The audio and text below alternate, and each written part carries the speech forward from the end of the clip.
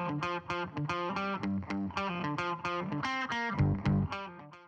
guys, Jason over at Kaiser Willys. I've got another cool tool video that I'm doing here. Another one that get calls for all the time from customers. So this is going to be removing the nut on the pinion for this front end.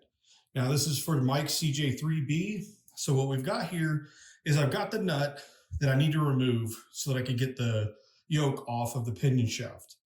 Now what's going to happen is if you were to just go and take an impact or something like that and try to remove that, the whole thing's going to spin. So what I've got here is one of our tools that we sell at Kaiser Willys. What you'll do is you'll put a couple of bolts through a couple of the eyelets here, and you'll notice you have a couple size here. You've got 1/2 inch and 3/4 inch drive, and I've got an impact with an 1.1/8" socket. This is going to give me some leverage. I'll take my impact and I'll go ahead and drive this nut out. I can hold this from spinning while I remove it.